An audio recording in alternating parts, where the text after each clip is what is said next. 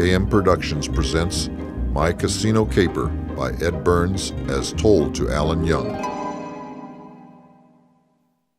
Hello, I'm Alan Young. You may remember me on 60s TV with my talking horse, Mr. Ed, or a few years earlier as Rod Taylor's friend in The Time Machine, just in case the name Alan Young doesn't resonate with you younger guys. But I'm not taking this time to talk about myself. I want to relate to you a fascinating story about my friend Ed Burns. You probably know Ed from the John Travolta movie Grease. He played the part of Vince Fontaine, the host of National Bandstand for the dance contest scene. Or if you were around in the 60s, he became a household name as the character Cookie on the hit TV series 77 Sunset Strip. It's interesting to note that Ed is often credited with having the first rap song with his Cookie Cookie Lend Me Your Comb recording that earned him a gold record. Around that time, Ed had introduced himself to me at a Hollywood function saying he was a big fan of The Time Machine. From then on, every time I ran into Ed, he'd ask me to repeat his favorite line from the movie. So I would dig down deep into my Scottish heritage and give him, "If that machine can do what you say it can, George, then destroy it. Destroy it before it destroys you." Ed would always smile and applaud. Now, the story I want to tell you is something that Ed confided in me, some 20 years ago. I think the year was 1977, just before his role in Grease. It was then I'd given a dinner party for a few of my friends, and because Rod Taylor was coming, I invited Ed to meet the star of The Time Machine. We all had a great time answering all of Ed's questions about working with George Pal on that movie. At the end of the evening, Ed stayed after Rod and the others had left. He seemed in a reflective mood, as though he wanted to talk with me about something, or perhaps he just didn't want to go home yet. At any rate, it was on that occasion when Ed and I were comfortably seated in my living room that he began to speak of a strange experience that had happened to him recently. At first, he hinted at it, as if it was encouraging prompting from me. Well, as I love to hear intriguing tales, I expressed interest and settled back into my easy chair, coffee mug in hand, next to the warm fireplace, and let Ed tell his story.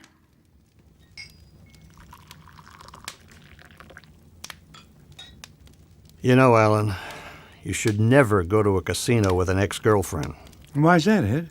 Because if you win in a casino, win big, it could cause more trouble than it's worth. How do you figure? It would seem winning a large amount of money would be great. Great for everyone involved. Well, maybe in most cases. But let me tell you what happened to me.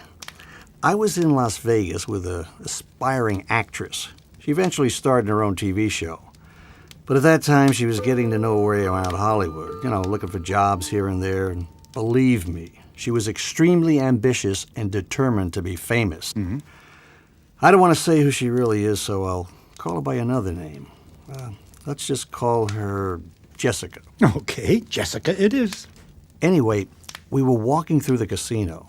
I don't want to say which one. But there we were when Jessica stops me, points to an area of slot machines, and says, "Hey, this looks like a good place to play a little. Not too crowded, not too smoky. Ooh, let's play here. I want to try this machine." "Okay, hey, I'm not much of a gambler, but I'll venture some money on one of these machines." "Oh, let's win big and finance a trip to Tahiti." "Tahiti? Hey, I like your style, Jessica. If you're gonna dream big." "Oh, that's for sure. We'll play till we win." "Yeah, well, listen, I gotta tell you, my limit's around 300, but why don't we just see what happens?" "Look here. Why don't you play this Mega Bucks machine for a while? You can win $3 million. Well, now you are dreaming big. I'll play a roll of coins, but just 50. 50? Play at 100 at least. I'll start with 50. Maybe I'll get ahead right away. Well, anything's possible, I guess. But play $100 worth, will you? Hey, listen, I thought you wanted to come here just to see some shows. Now you've turned into Nick the Greek. Nick the Geek? Who's he? It's Nick the Greek. He's an odds maker and a big-time gambler, like you, baby. Maybe so, but quit stalling, Ed, and start playing and start winning. Maybe you'll get lucky. And I mean only with the slot machines, because I'm not in the mood for anything else. Hey, come on now. Don't jinx me before I play. Okay, good luck with everything. Okay, right. Anyway, here goes nothing. Anyway, at least 50. Spin and win, baby. Spin and win.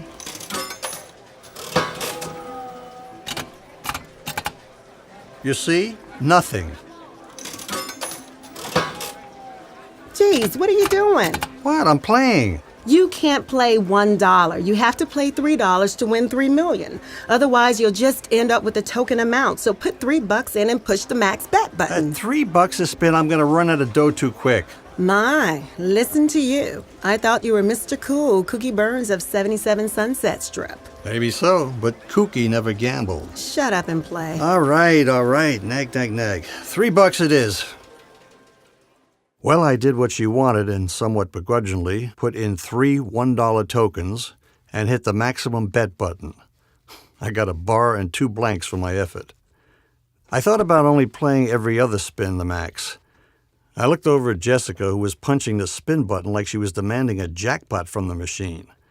That beautiful face that I first saw when she was 23 years old had now evolved into perfection at age 32. I first met Jessie when she was filming a TV show a few sound stages away from my 77 Sunset Strip soundstage.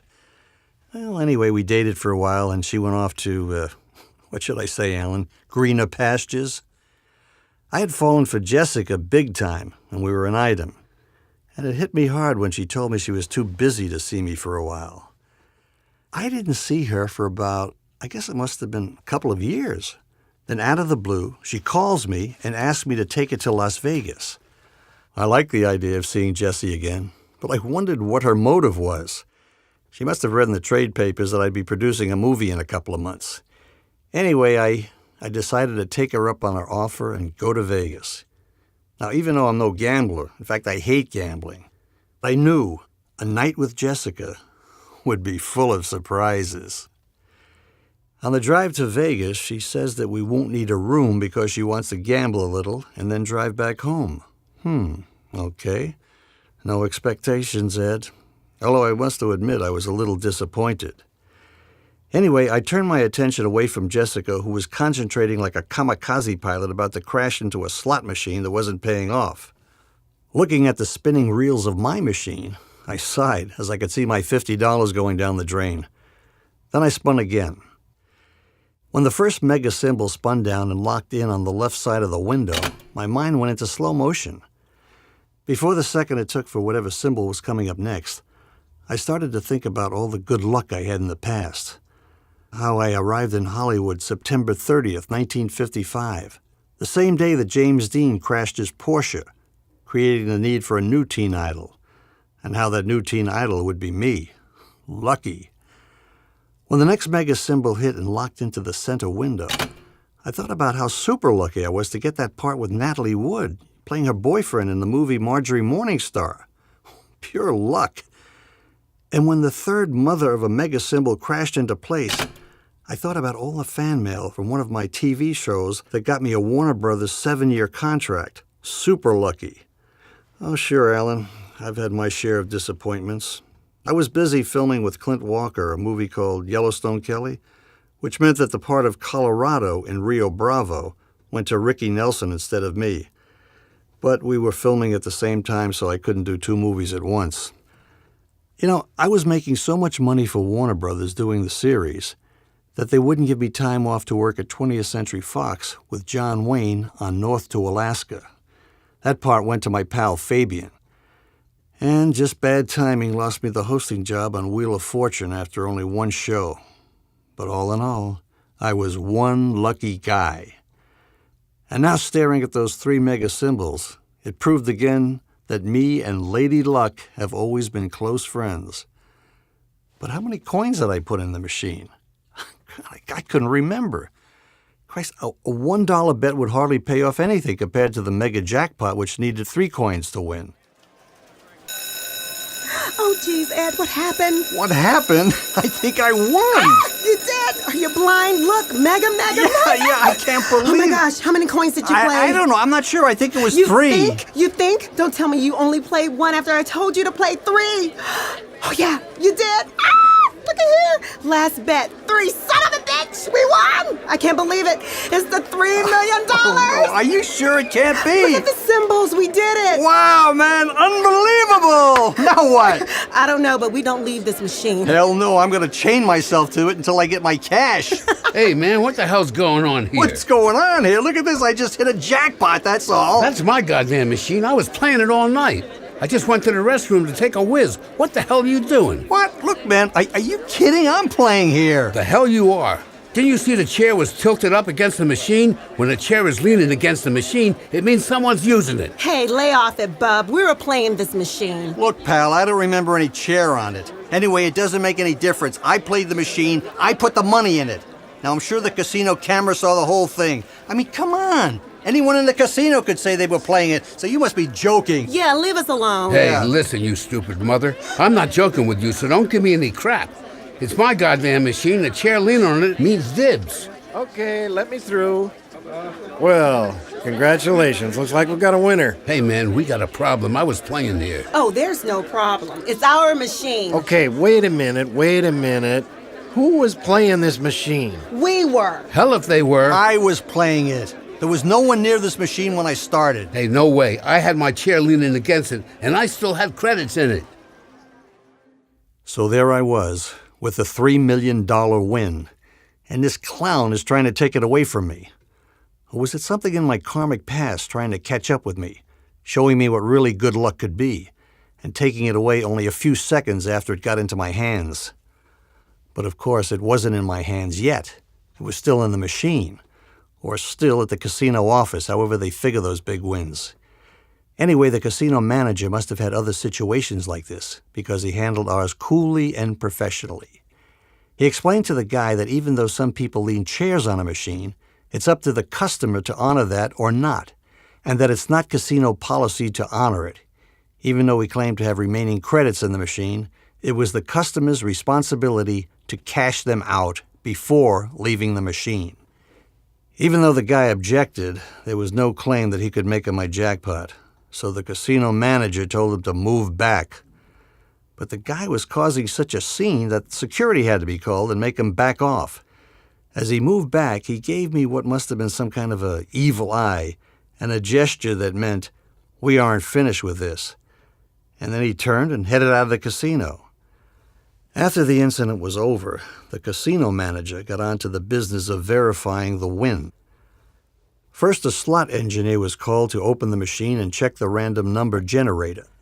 This computer chip generates thousands of random numbers a second and stops when someone hits the spin button, determining what the results of that particular spin would be. Wow, think of it. Thousands of numbers a second.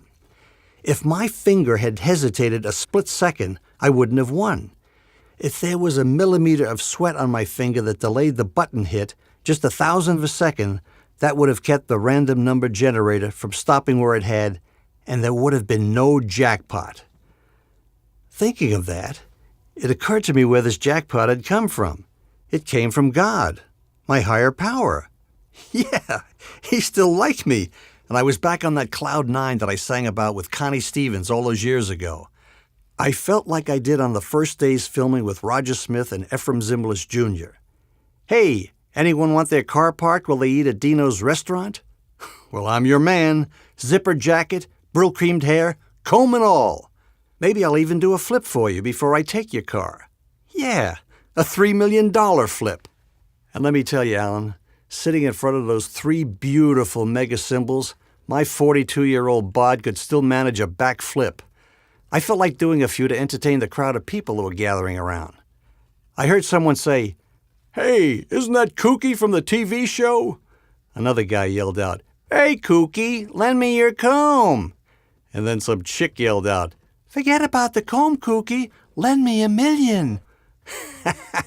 I turned to the chick and smiled back, "Hey, what's with this money caper, baby? Why do you want to latch onto my jackpot?" Well, the crowd laughed, and I added, "You're the ginchiest, baby. You should be happy about that." The crowd gave me another laugh, even the ones that were too young to know the song. Anyway, after a while, a slot engineer came over, opened the machine, and checked the serial number on the random number generator chip to make sure that I, or someone else, hadn't made the old switcheroo. When he gave the okay to the casino manager, he took me and Jessica to his office to check my ID and to get all my personal info for tax purposes. And then, finally handed me a check for $3 million. Whoa! Jessica was silent. I think she went into shock. She just stood there and squeezed my hand. The slots manager asked me if we'd like a suite for the night. I looked at Jessica, who nodded with the same silly-ass grin she had plastered on her face for the last 30 minutes. So I said, that would be nice. You know, Alan, I heard of guys spreading thousands of dollars on a bed to turn a woman on. But I'm here to tell you, it doesn't have to be cash to do the job. Just a check with a 3 and 6 zeros on it will do the trick.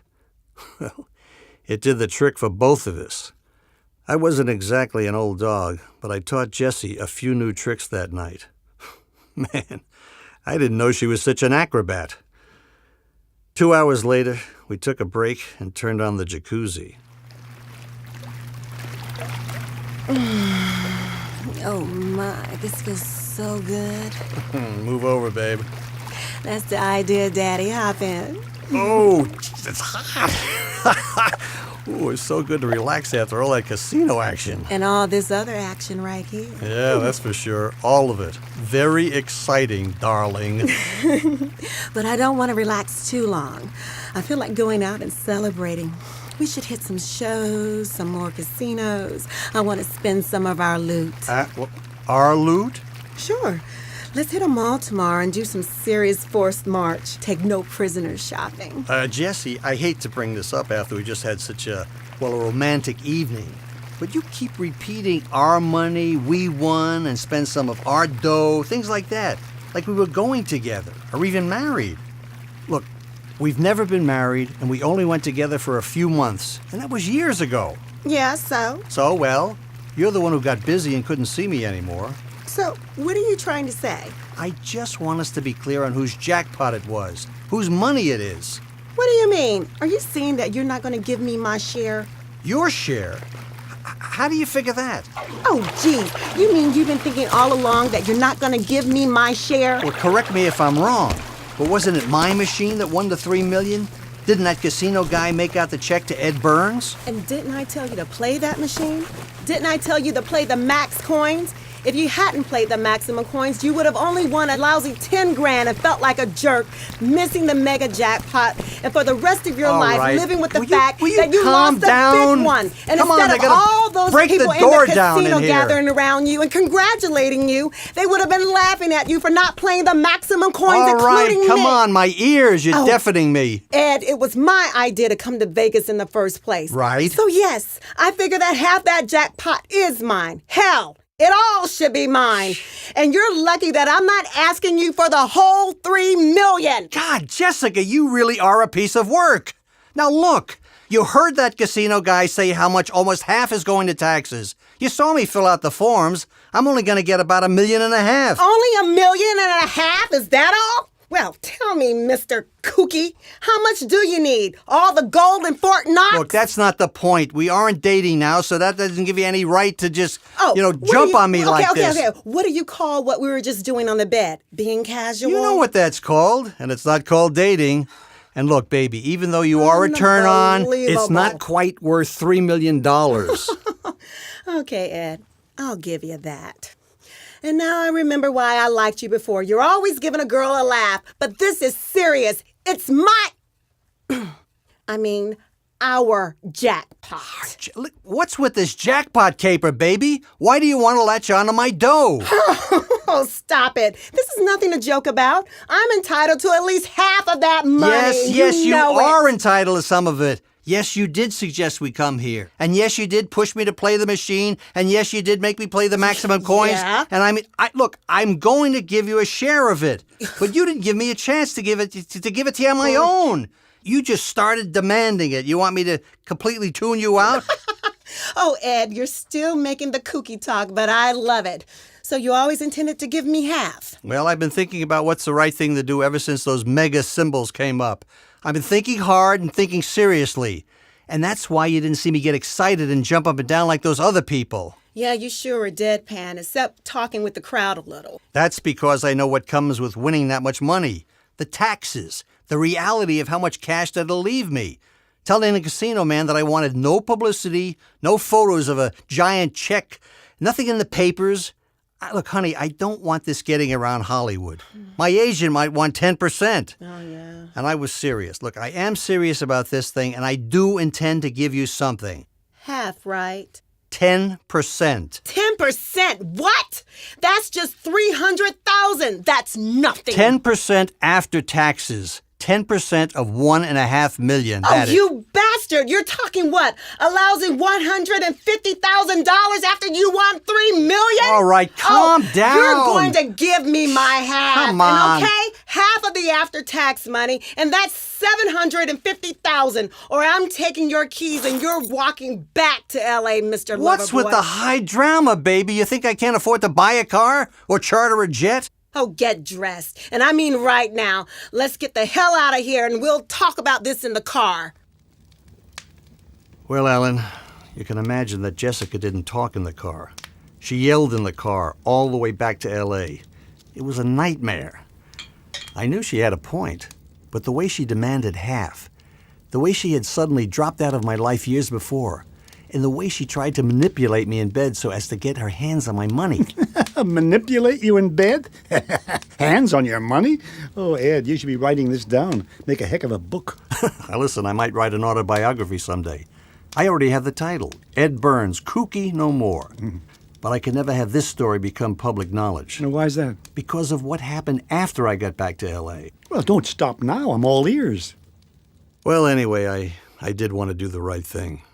Jessica had a point about pushing me to bet the maximum coins, but she just rubbed me the wrong way on that trip, and she started getting pushy. All that past stuff with her came up. And it just wasn't the fact that she stopped seeing me. She did some other pretty bad stuff when we were going together.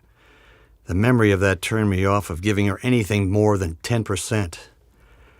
Anyway, I dropped her off at her place around 4 a.m., and before getting out of the car, she threatens me with getting a lawyer to sue me for her half of the jackpot, which I knew was BS, and she knew was BS. But that's where we left it that night. The next day, around noon, my phone rang.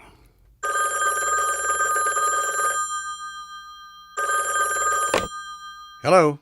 Well, Ed, did you think it over?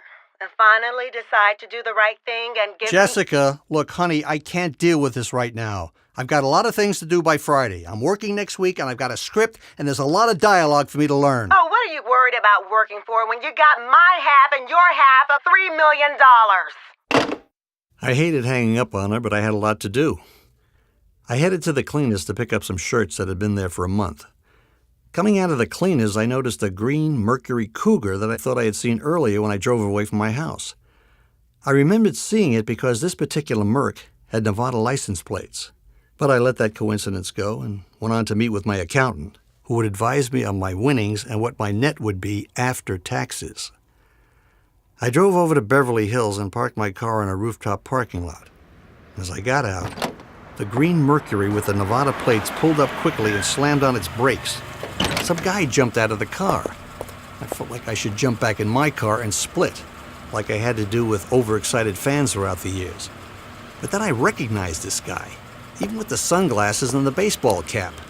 Hey, man. What, you think you can get rid of me as easy as you did in the casino? What do you want? Well, there's no casino guards around here now. There's no one to help you. There's security cameras all over this parking structure. So smile. You're on candid camera, asshole. I don't see any cameras. There's one over your left shoulder and one right over there. Huh, okay.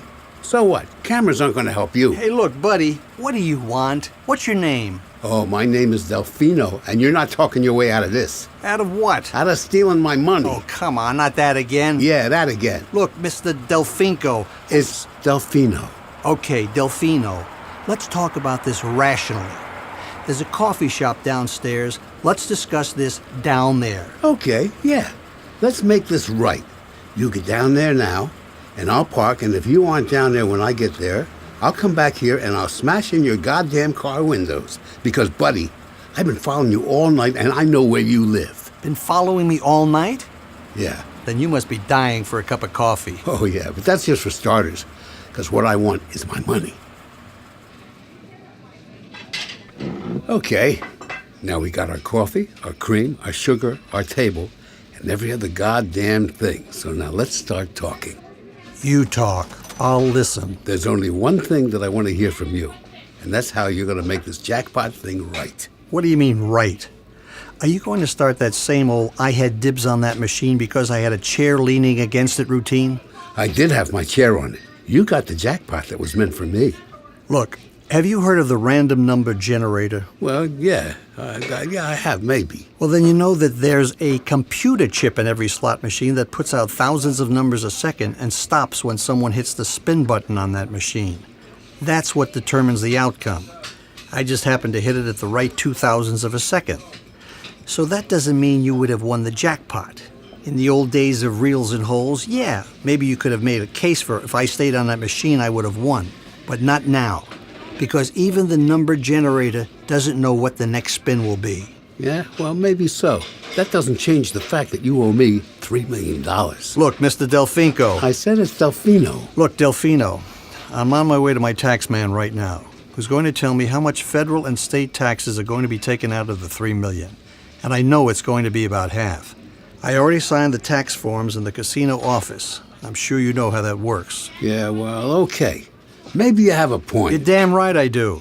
So let's just stop talking about this, and better luck next time you go to Las Vegas. Well, I won't need it because after you settle your taxes, I want what's left. I want $1.5 million, all of it. Look, pal, this is a coffee shop. We're not out on the desert at night with a couple of your buddies backing you up. Oh, yeah? So this is a coffee shop, so what? A coffee shop with a phone that can call the police. The police aren't going to do you any good. Come on now, don't make me get a restraining order against you. You know, there's one thing that I haven't told you. And what could that be? Well, I'm not alone. Oh? You got some gang going to lay siege on my house? No, I've got a good slots man working with me. One of the best. He can open a slot machine, do what he has to do, and close it in 20 seconds. Congratulations. Go rig yourself a jackpot. Hey, we already did. It was the one that you got. You won that jackpot on a phony random number generator chip that my partner put in my machine. Are you kidding me? If that's true, why didn't you just stay with the machine and win the mega? Hey, man, you don't know anything about slot machines. Sure, we put in a phony chip, but you can't rig them to pay off fast. You can't even rig them to pay off. You just rig them to have only certain combinations of numbers that will, over time, hit the big jackpot. I repeat, you or your partner should have stayed with that machine. Hey, we've been playing that machine for 3 days straight. My partner was flaked out in our room, and I needed to take a whiz. And I leaned my goddamn chair on the machine, and you messed it up. We spent a lot of money getting a chip made, and there's a lot of risk putting in there. Hey, wait a minute. They checked the serial number on that chip with a big record book the engineer brought out. And the chip number matched their records. So don't tell me about any kind of... Hey, man, that was part of it. We got the serial number days before, and that was the last thing we had done, to have the serial number inscribed on a new chip. Man, it was beautiful, until you came along and fouled everything up. Well, I did come along and play that machine. So you're stuck with that, you and me. And listen, any more threats from you, I'm going to use that phone. Oh, yeah, I want to call the cops, right? Right. Yeah, and what will you say when I tell them about how you are partners with me and my slots man? About how you help finance the chip, and how you are the legitimate front man for us, and how you helped cheat their casino out of $3 million. Those casinos have many smiling faces on the main floor, but the men that run these casinos, they're all Chicago mob men, and they kill anyone that messes with their business. I know about that. And I don't think you'll put yourself in the same hot water as me. Yeah, well, if you try to take me and my partner down by calling the police, then I'm more than ready to take you down with us, Mr. Ed Kooky Lemmy, your bullshit comb Burns. Yeah, I know who you are, and you've already made enough money in the movies. Me and my partner didn't have any breaks like you. So you go to your tax accountants, you pay your taxes, go to the bank and get me my money, or the next time you hear from me will be a brick through your bedroom window. Now, you got 2 days, or the next time we meet, I'll leave you where I find you.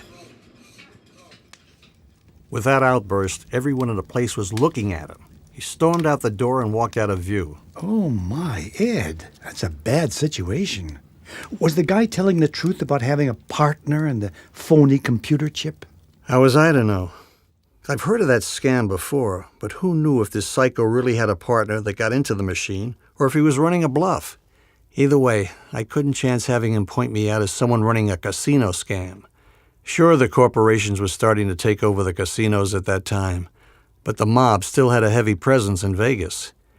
Anyway, I got to my tax accountant, and he said I'd be able to hold on to $1.8 million of my jackpot. $300,000 more than I figured. Oh, so that was good news. Made me feel like being a little more generous to Jessica. But my mind was more on what this Delfino psycho would do. Maybe he would run his bluff, take his best shot, and forget about it. But a brick through my bedroom window while I was sleeping really freaked me out. What the hell? Hey, Mr. TV star, are you okay? No, you asshole. What the hell are you doing? I'm showing you how serious I am. Are you crazy? What are you going to do now? Well, right now, you're in there and I'm out here. But if you don't get me the money tomorrow, I'm coming in there tomorrow night. I wouldn't try that if I were you. I'm armed. Oh, the hell you are. Just bring the money to the same coffee shop on Friday at 10 a.m. and I'm going to give you a big break. I just want $1 million. You keep the rest. But I want that $1 million Friday in cash at the coffee shop, and that's the last you'll see of me. If you're not there, I'll be here that night, and Burns, you won't like what'll happen to you. Man, I've seen that stuff on TV. I've done that stuff on TV. But to have a brick come through your own bedroom window when you're sleeping... Needless to say, I didn't sleep for the rest of the night. So I started thinking real hard about it. I think maybe I can buy this guy off with $10,000 or so. But then I think that would just be the start of it, and there would be more bricks and more violence. And then one night he'd walk in through the broken window with a gun or a knife or with his partner, and there would be a really big problem. I thought about leaving town for a while until this guy cooled off, but that would still leave my house open for attack. And then I thought, why should I run? Hell, I live here. This is my home. And wasn't I resourceful? I thought about the time I made my first appearance on a TV show and got some of my friends to come over to my apartment and write dozens of fan letters. Those letters were sent to Warner Brothers Studio. The result was the studio was so impressed with the fan response, they put me under a 7-year contract. That was 20 years earlier. But wasn't I the same resourceful guy? Couldn't I think my way out of this casino caper? My mind went back to possible ways to handle this Delfino thug. I could buy a gun and shoot him, breaking and entering, but that would be too much like me in Darby's Rangers, holding the mortar barrel with my bare hands fighting off the German army. I wondered how I would fare with a real enemy in my sights, instead of stuntmen directed by Wild Bill Wellman. I went on and on about the what-ifs. What if I called the police?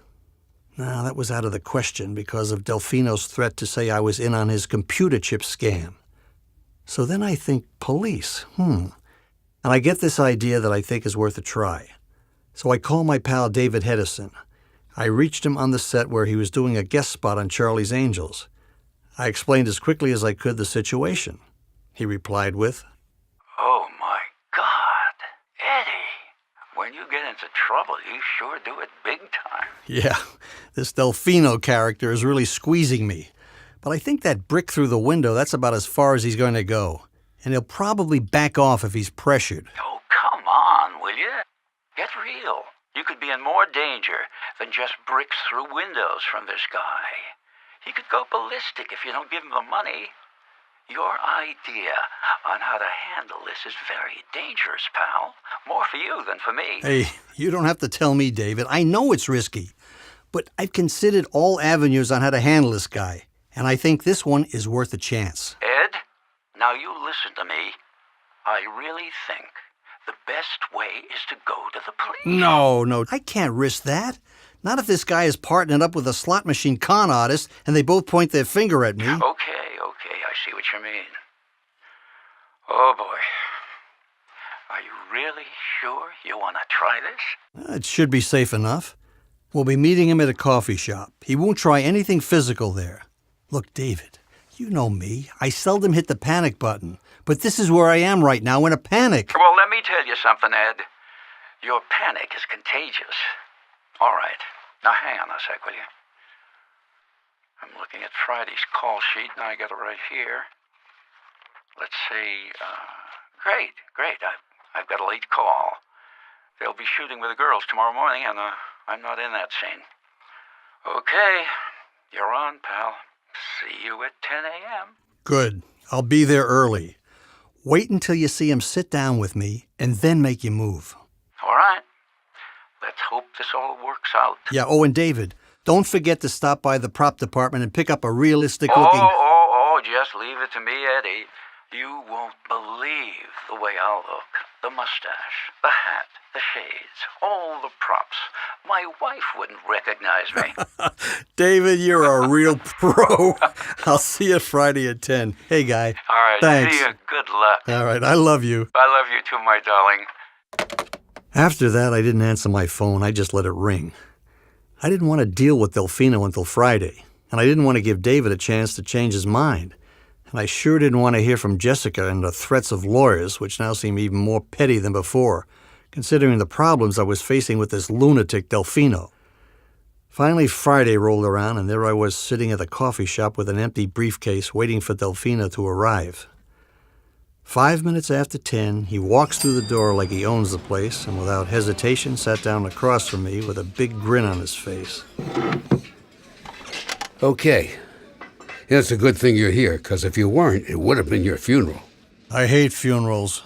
Hey, the money's in the case? That's right. The whole $1 million?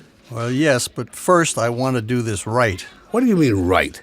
Just let me check out the case. If the million's in there, I take it and we're done. Excuse me, Mr. Burns. Mind if I sit down? What? Who the hell are you? He's here at my request. What is this? What this is, Mr. Delfino, is that I'm from the Santa Monica Police Department, and I want to make sure that this transaction goes well. I mean to say that I'm here to protect Mr. Burns' interests. We just want you to file a regular complaint against Mr. Burns concerning what you say are your share of his winnings. You see, this will keep everything legitimate, so to speak. That's why I suggested to Mr. Burns to have this transaction on record. What? Hey, wait a minute. So, if I could see some ID, please. Oh, no. You show me some ID first. Here. Will my badge be enough? Or do you want to see my field weapon? What have you done, man? I mean, I thought you had enough sense to meet me alone, like the last time. You're gonna regret this. Sit down, Mr. Delfino, or I'll put you under arrest. God damn you, Burns! Delfino bolted out of the shop like an antelope escaping a lion.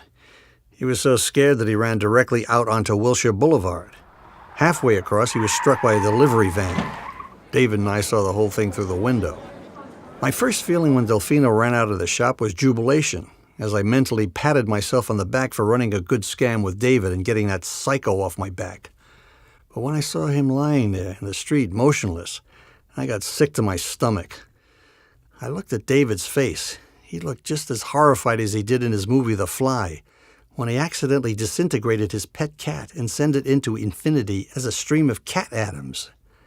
Then the coffee shop manager ran to the door and looked at Delfino lying in the street. Jesus, that guy just got hit. Is he a friend of yours? No, not exactly. The guy was just looking for a handout, and then suddenly he took off. Yeah, I think he saw someone he knew across the street. Well, there's no one helping him. I'm calling an ambulance. Yeah. David and I sat glued to our seats, not saying a word to each other. He was a good friend. Once when we were in London, he invited me to stay at his home for a while. I was in pretty bad shape. I was going through a divorce, and I began drinking heavily. David was really there for me when I needed his support. And now, how was I paying him back? By involving him in something that got a guy seriously injured or even killed, as Delfino wasn't moving at all in the street, where the delivery truck driver stood over him.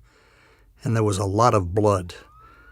When we heard the ambulance siren, David gave me a motion of his head, and we both slowly left the shop, got in our cars, and drove off.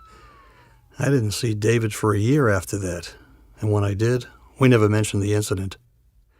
The next day, and for days after that, I checked the various LA newspapers and TV news shows, but there was no mention of any accident in Beverly Hills. It seems that, on an average, 3 pedestrians are hit each and every day in Los Angeles, so they don't even make the news. At any rate, I didn't know if Delfino was alive or dead. I certainly didn't want him dead, but I certainly hoped that this would end my involvement with him and that he'd be out of my life forever. It was my money, my jackpot, and within 3 seconds of winning it, I had Jessica and Delfino ready to claim it. Well, as the weeks passed, I heard nothing from Delfino, but a lot from Jessica. She called me every other day. She was her own good cop, bad cop. Some calls were sweet and seductive, some with threats of lawsuits. I usually answered with, "I'm still thinking about what's the right thing to do." One time when she called, I made her a $50,000 offer. She told me what to do with it. I told her I would make my final decision in a few weeks after the casino check cleared and the taxes were taken care of. Well, the check did clear and I had $3 million in the bank. Of course, in due time, I would write a check for $1.2 million to Uncle Sam.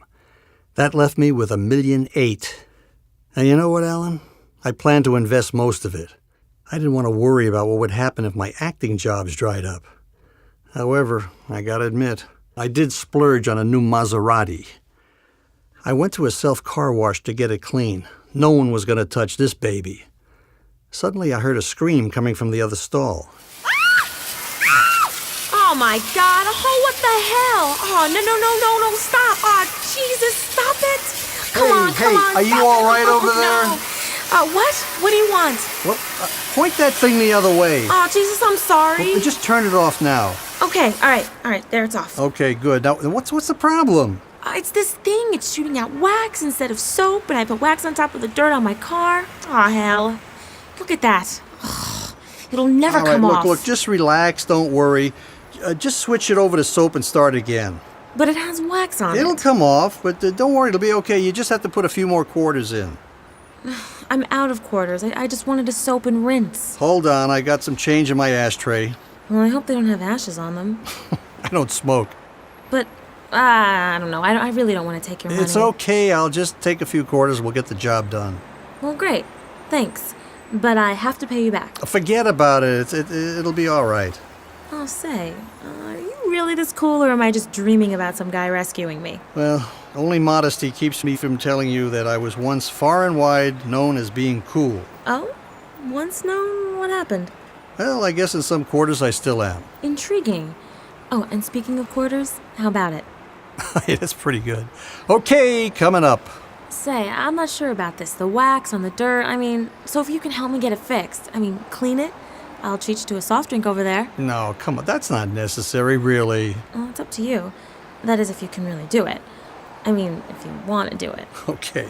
Look, my name's Ed. What's yours? It's Christy. Okay, Christy. Look, I'll wash your car, but I don't do windows. Oh, no windows? No soft drink. Boy, you're a tough negotiator. Okay, windows too. Say, you really are cool. Oh, yeah? Yeah. So I washed her car while she watched. Then I washed my car while she watched. And then we pulled our cars over to the drying area where, true to her word, she sprang for some Dr. Peppers. Wow. So, here's to my car looking pretty good thanks to you. My pleasure. Hey, were you joking about being famous for being cool? You do look familiar. This is Hollywood. Are you an actor or something? Well, my name's Ed Burns. Yeah? I'm sorry. I don't know that name. Hey, how old are you? 25. Oh, yeah, 25. Let's see, you were about 5 years old when my television show was on. What show? A detective series called 77 Sunset Strip. Sorry, I don't know that one. How about the record, Kooky Kooky, Lend Me Your Comb? Yeah, I know that. My friend's mother had that record, and I heard it as an oldie on the radio a couple of times. I sang the part of Kooky. Oh, really? You sang that song? Yeah, I sang it, but I more like talked it. Like Rex Harrison did in My Fair Lady? Jeez, that's great. Thanks. But these days, I'm just into my acting. Oh, yeah?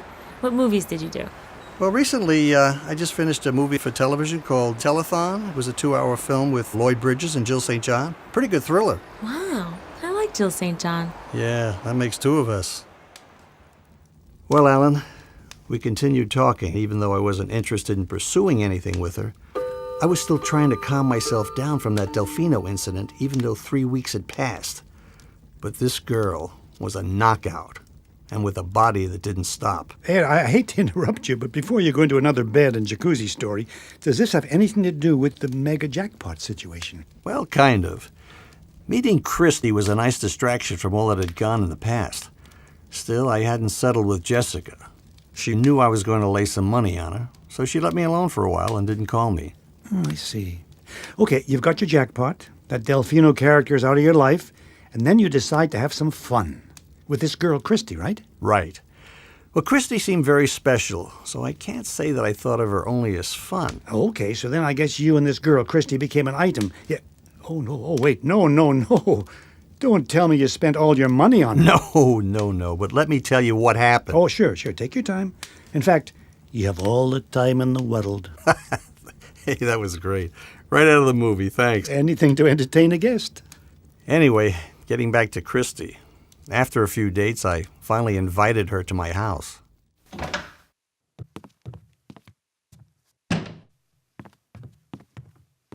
Wow, you've got a nice place here. Thanks, I like it. Serves a purpose. Hey, would you like something to drink? Anything? A soft drink or... No, thanks. I'm okay. Oh, wow, Ed. What? This is it, isn't it? Oh, yeah, that's it. This is the first time I've ever seen a real gold record. But why don't you have any of your movie posters or photos on the walls? I'm not much for movie memorabilia, especially my own. The early years, the movies, the TV shows were great, but I like to concentrate on the acting jobs I'm doing right now. Oh, too bad. I wanted to see some of your earlier photos. Oh, well, there's some old magazines over there. There's some covers with me and some of the other guys. Where? Over there. Just open up that chest right there. Oh, yeah, there you are. Oh, wow. You were on the cover of TV Guide? Yeah, 3 times. Oh, you were really cute then. I mean, but now I think you're more like handsome than cute. Oh, you got yourself out of that one. And you're on the cover with Ricky Nelson and Fabian? God, that is great. So you heard of Ricky and Fabian, but you hadn't heard of me? Oh, sorry. I guess they have more oldie records to hear on the radio than you do. Yeah, they do. And they're great guys. I like your photo the best. You look so, well, cool. Oh, you are a sweet talker. Except I mean it. Well, just keep talking as much as you want. I like it. No more talk for a while. In the last few days, we've covered every subject under the sun. Hey, speaking of the sun, would you like to walk on the beach? It's just a few minutes away. No. As a matter of fact, I'd like you to stop combing your hair. What? What do you mean? I'm not combing my hair. And kiss me. Oh, you sure? Yeah, and if you call me the Ginshiest, I'm leaving. Oh, you've been doing your homework, huh? What? You must have found a copy of my record and learned the words. Yeah, I did. Now show me the kind of scene that you dig. You know, you're really giving me smog in my noggin. Oh, shut up.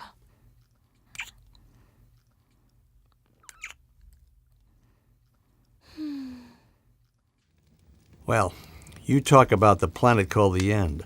This girl was wonderful. And I'll tell you, Alan, it started me thinking about maybe... It's getting late, Ed. Where's the part where you settle up with Jessica? Did you give her any money or not? Well, I'm getting to that. Anyway, I was really into Christy. For the next few weeks, we just enjoyed one another, played a lot of tennis, took in the sights around California, had a great time. Then she comes up with the idea to see Tom Jones in concert. She saw an ad in the Sunday Times. She was a fan but never saw him in person, and he was performing in Las Vegas. Oh, no, here it comes. You lost all your winnings gambling in Las Vegas with this Christie girl. Oh, no. I wasn't about to put my karmic payback into the Vegas machines or the crap tables. Besides, like I said, Alan, I'm not a gambler. Anyway, I was reluctant to go to Vegas. What if Delfino's slot machine scam was real? I mean, I figured it probably wasn't. But what if Delfino really had a partner that had been watching all the time I won? Hell, it was only a month later. I didn't want to go back there and risk being seen. And what if the casino had its eye on me as well as Delfino and his so-called partner? What then? So I really didn't want to go. But Christy pushed and told me she loved Tom Jones's songs and had never seen him live, and on and on. Well, she was such a nice kid. I told her we'd go, maybe even arrange to see Tom backstage. I knew him, so it would be pretty easy to arrange that. So I reserved a suite at the Sands, which is not where I won my jackpot. I called and got tickets for Tom's show, which was at the Sahara. I also left word to let Tom know I was coming to the show. The day of the show, we flew to Las Vegas. Ladies and gentlemen, thank you so much for flying with us. On our final approach, please make sure your seat backs and trays are in their upright and locked positions. We should be on the ground shortly. What's the matter, Christy? You haven't spoken for the last 20 minutes. I thought you'd be excited. Oh, I am. I'm just a little nervous about seeing Tom Jones. Do you really think we'll get to meet him? Well, I'm not promising, but we got a good chance. I know Tom. In fact, one time when I was talking to him, I noticed he had a gold ring that had the letters TCB on it. I mentioned the ring, and he said that Elvis had given it to him. The letters meant taking care of business. Wow, that's great. Maybe he'll be wearing it when we meet him. Yeah, maybe. You know, Ed. What? You're a really nice guy. Well, with you, it's easy. Anyone would want to be nice to you. No, I think you'd be nice to anyone. You're naturally a nice guy. Okay. Thank you. It's good to hear that. So let's just relax and we'll be on the ground before we know it. Huh? Oh, yeah. That'll be good. You feeling okay? Sure. I'm just thinking. About Tom? Yeah. And about you. Don't worry. Tom has a lot more hit records than I. But I'm not jealous. Yeah. He might have more records than you. But I like Lend Me Your Comb best. You're a charmer, Christy. A real charmer. I mean it. Thank you, sweetheart.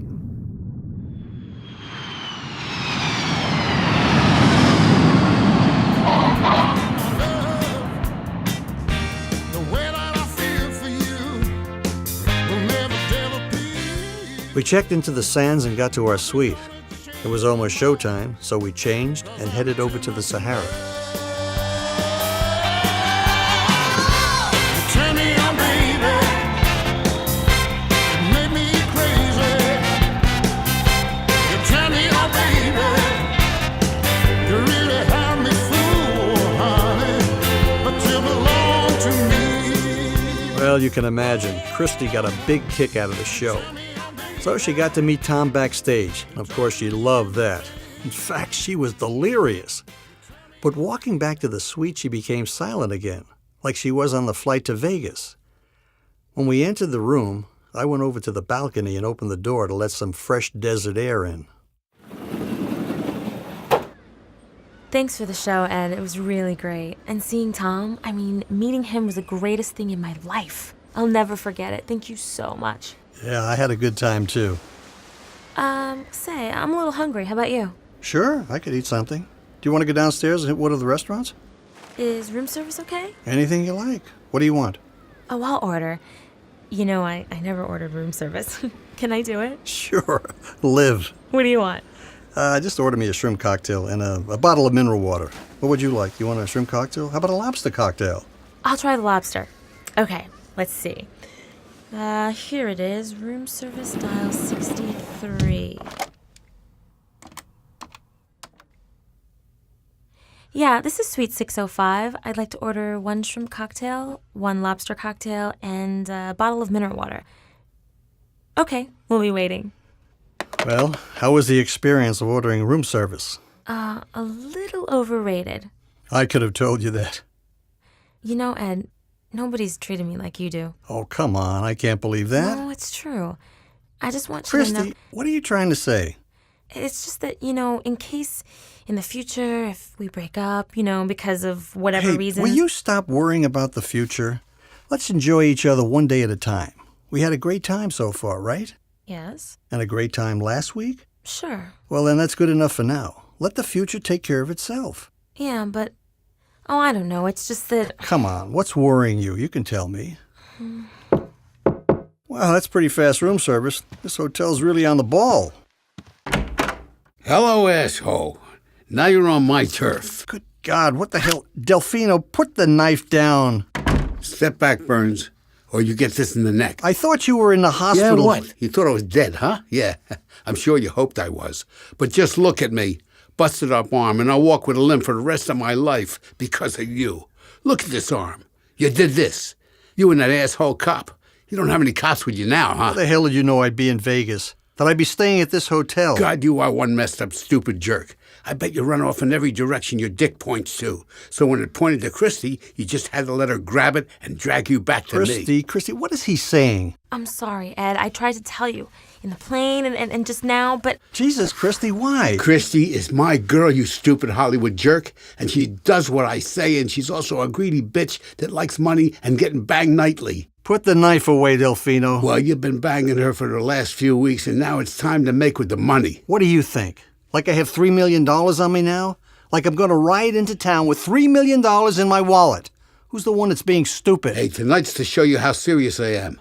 I got friends, and not just Christy. I got some tough mothers that will make your life hell in Los Angeles, and will do whatever I tell them for a slice of the money you're going to give me. You're running a bluff. Wait till I give you a nice cut on the arm tonight and show you what kind of bluff I'm running. You wait till then, and then tomorrow you're going to the bank and you'll pull out 10 grand good faith money. I know it'll give you at least that much cash. Hey, what? Who's that? It's just room service. I didn't order room service. We didn't order room service, Delfino. I just called you. Yeah, it's probably just that housekeeping. They come in to turn down the sheets and leave chocolates. We don't need any goddamn chocolates. Thank you. Hey, what the hell is this? Delfino, Christy, and I turned toward the door as it was opened by someone with a passkey. I could see the terrified expression on Delfino's face, like he'd just been introduced to the Grim Reaper. Christy was frozen and managed an, "Oh my God." I just stood still and was silent. What we saw coming through the door was an extra-tall, dark, slim man in his 40s. His eyes had a cold stare that said, "If you mess with me, you die." And if the stare didn't get your attention, then the pistol with a silencer in his hand did.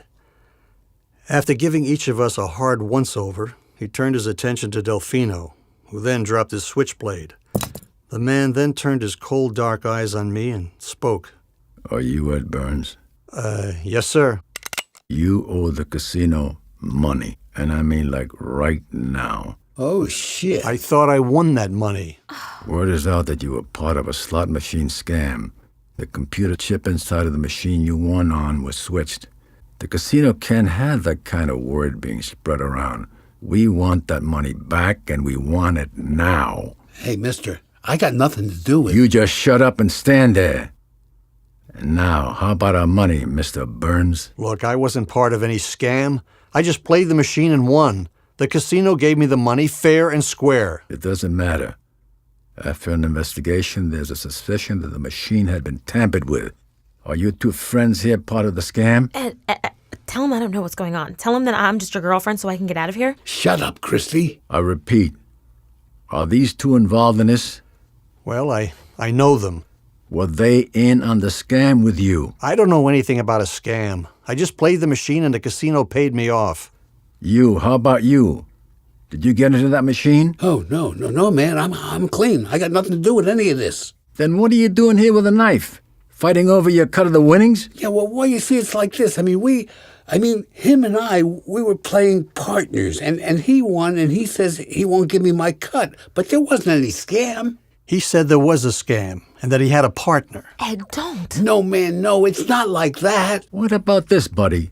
Did you get into that mega machine? No. Well, maybe this guy thinks so, but he only thinks so. I was just cruising the casino. I was looking for a mark when this guy won, and I tried to horn in on it. That's all. I don't know how to get into machines.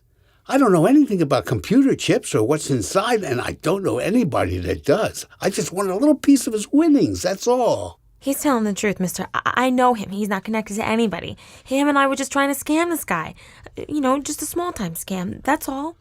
You know we can talk here all night long, but nobody leaves this room Oh my God. until I have somebody's word the casino will get its money. Oh, no. Now, look, okay, here's the deal. I'm not in this alone. They're in this with me. What? Ed, what are you doing? No. He's lying, man. Honest. Yeah, man. We pulled this scheme together. Shut up, Burns. No, I came here to Vegas to give them their cut. What? But no matter what, I'm not giving anything back to the casino. What the hell are you They saying? worked too hard and spent too much money making that chip, getting the right serial number, Shut up. finding a slots cheater that could get into the mega machine and switch chips. Oh my God, Jesus, Ed. What the hell are you saying that for? For Christ's sakes, mister, can't you see he's lying? So now I'm calling the police. Oh my They can have this God. whole story as far as I'm concerned. I ran over to the phone and made a grab for it. The gangster fired his silenced pistol at my back. Oh my God! I felt the hit between my shoulder blades and fell, pulling the phone onto the floor with me. I heard Christy scream, but I couldn't see her from the position I was in. But I could see Delfino. He had a silent scream frozen on his face. His eyes were popped out as he looked at me. The mobster fired again. I felt the bullet hit my shoulder.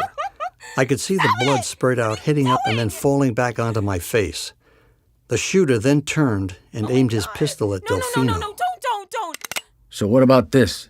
Was there a slot scam or not? Oh, Jesus, mister, like I said, like she said, it was just her and me trying to cheat this guy out of a part of his winnings. Right. We never didn't do touched your anything. machine. We didn't even know how to do that kind of stuff. Honest, mister. He's telling the truth. Please just let us go. All right. I know that you don't have the money, but Mr. Burns does. So get the hell out of here and take her with you. And stay out of our casino. Oh, yeah, sure, mister, we will. No problem. Come on, Christy. You go. I'll catch up. What the hell are you talking about?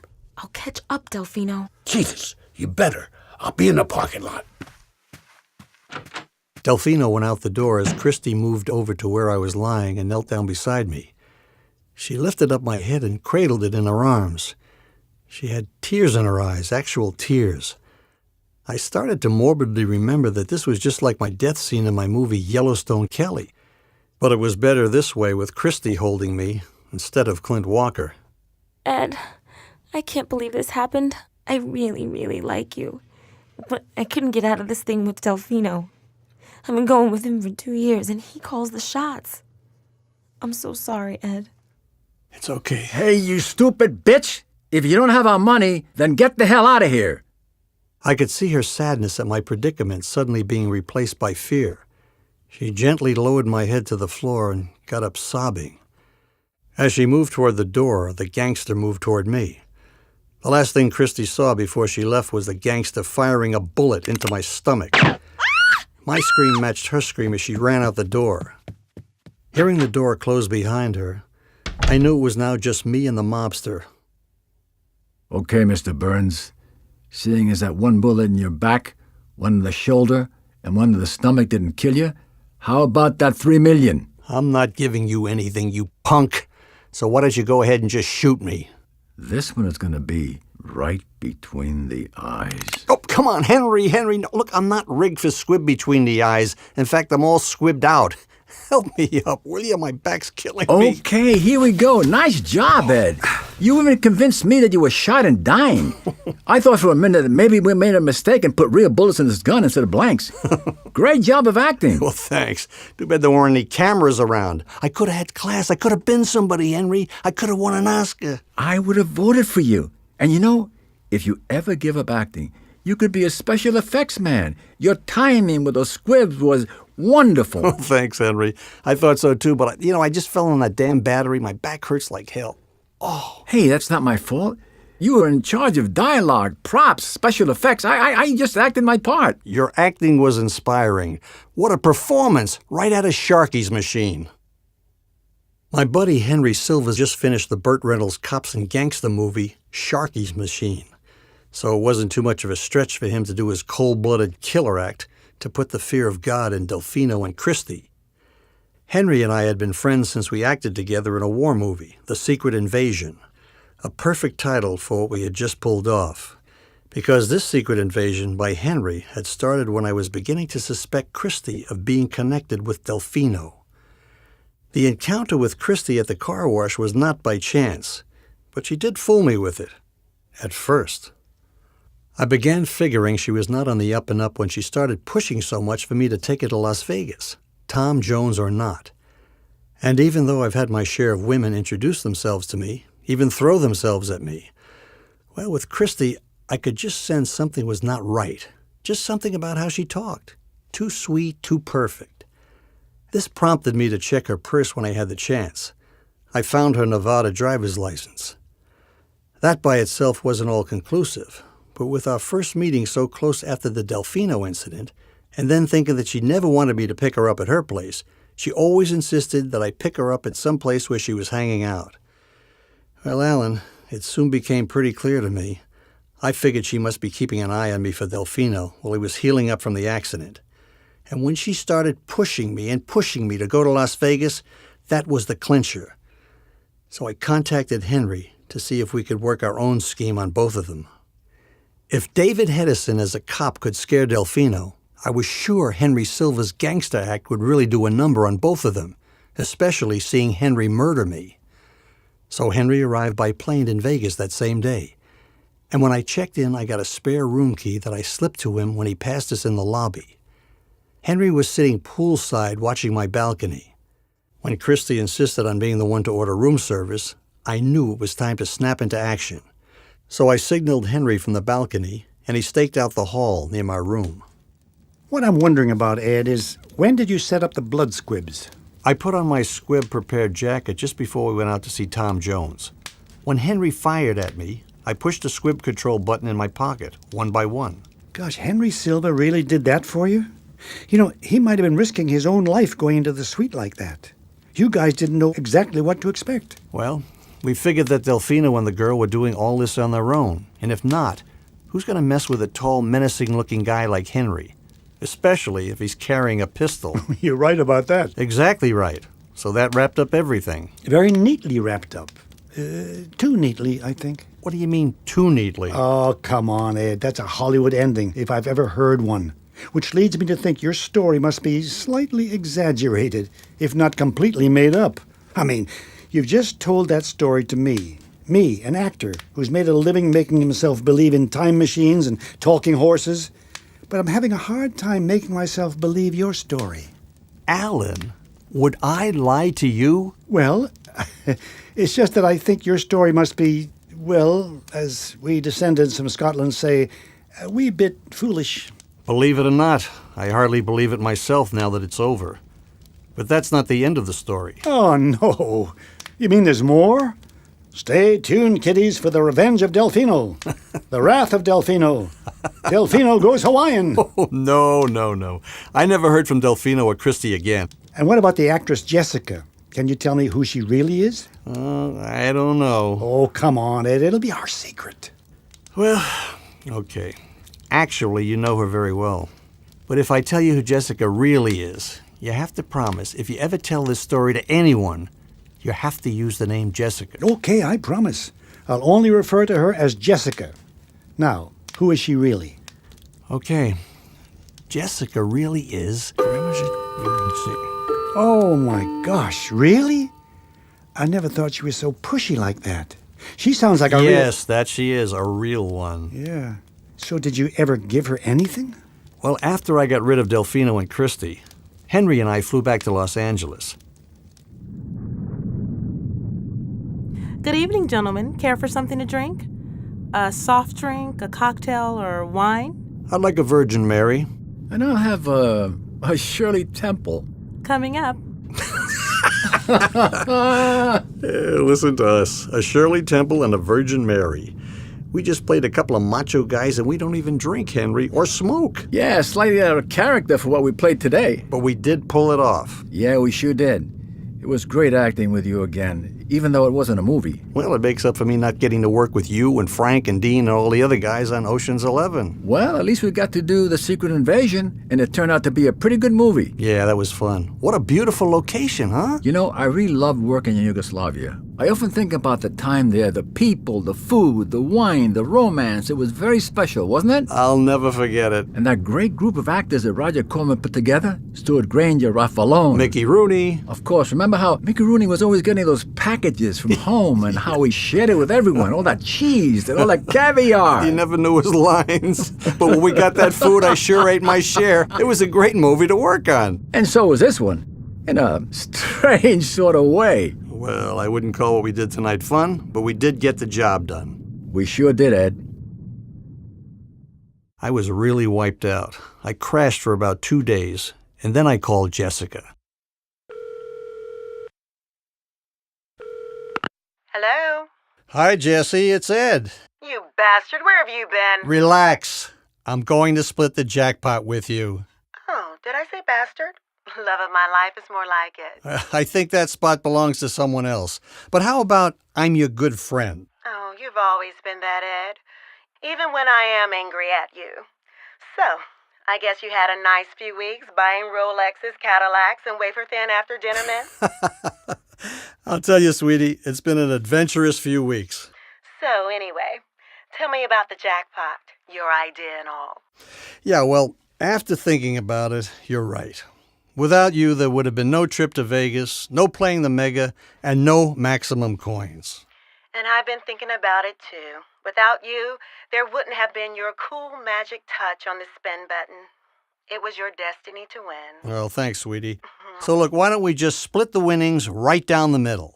We just have to figure out what's going to Uncle Sam, but we should come away with about $900,000 each. Oh, wow! What a number. What a wonderful number. So why don't we get together in the next few days and we'll get it all worked out and your share of the money in your bank. Oh, I must be dreaming. Say, Ed, after I get my share, how about you taking me on another short trip? Sounds good. But not Las Vegas. Anywhere but Vegas. How about driving up Highway 1 to Monterey? I've got a better idea. Maui. Oh, wow, Maui. I like the way you think, Ed. Are you sure? We'll plan it out in a few days. Okay, great. I'll wait for your call. Aloha, baby. Bye, Daddy.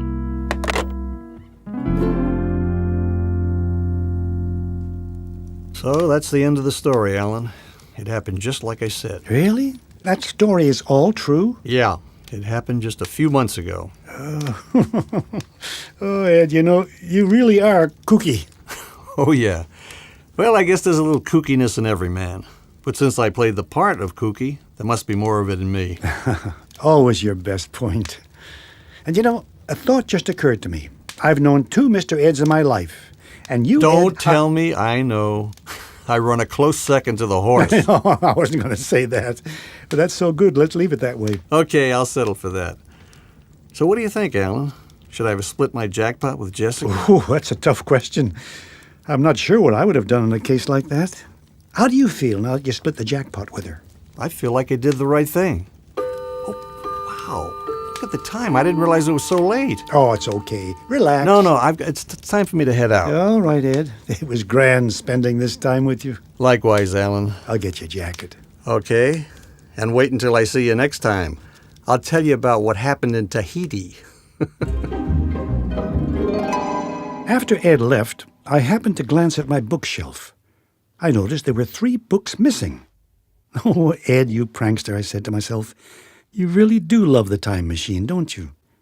Ed returned the books by mail a few days after that. I'll leave the titles of those 3 books to your imagination, staying true to George Pal's movie. Only, which 3 books? Oh, well, you know the line, don't you? Over the next few weeks, Ed's casino story kept coming back to my mind, like a riddle that you almost have an answer to, but not quite. Finally, I couldn't resist checking out the story. So, I got a hold of Henry Silva by phone and put the question to him directly. There was a tone in his voice that hinted his answer would be final. Well, Alan, Ed's been a long-time friend, so whatever he told you, I'll stand by it. And whatever favor he needs from me, anytime, he's got it. He's that kind of a friend. After talking with Henry, I called David Hedison. When I asked him about Ed's jackpot story, David said, Well, all I can say is, Alan, Eddie and I have shared many adventures together, some of which are even stranger than what happened when he won that jackpot. Then he really did win the $3 million mega jackpot. Well, yes, as far as I know. Well, okay. Thanks, David. How's the business treating you? Well, can't complain, Alan. And you? Oh, I'm working on a Disney movie next week, The Cat from Outer Space. Disney? Oh, that's great. Tell me, is it all cast? Oh, I'm afraid so, David. Well, at least I tried. I hope to bump into you sometime, Alan. Me too, David. Bye. Continued success. Bye. Well, David's answers seemed to suggest that at least the $3 million jackpot might have been true, but I wasn't sure. A few months after that, I did meet, Jessica by chance at a charity function. And after some chit-chat, I asked her as gently as I could about Ed's jackpot story. Say, Jessica, you know Ed Burns, don't you? Oh, sure. Ed and I have been friends a long time. We dated back in the 60s. Oh. Well, Ed told me a story about how you and he went to Las Vegas and won a large jackpot and all. You're laughing. Did that really happen? Well, Ed and I did a lot of things together. Too many to remember exactly. But Ed has always remained Ed. A nice guy. So whatever he said about what we did and didn't do together, I say yes to it all. Really? So when you two went to Las Vegas, did you really win? Oh, excuse me, they're calling me, Alan. Sorry, but I'm on the committee. Oh, of course. Always good to see you, Alan. Let's do lunch. Yes. Grand seeing you too, Jessica. Well, that's the story, just as Ed told it to me. And now, well, every once in a while when I'm entertaining some guests, I'll give them the abbreviated form of Ed's $3 million jackpot story and the trouble it caused him. And of course, I use the name Jessica instead of her real name. When I get to the end of the tale, there is inevitably always someone who will ask about the real identity of Jessica, but I feign ignorance. And then the next question is usually, is that story true? Did that really happen to Ed Burns? I scratch my head and hesitate, as if I'm not going to entertain them with an answer, and then I reach down and find my time machine voice and say, is Ed's story true? Well, one cannot choose but wonder.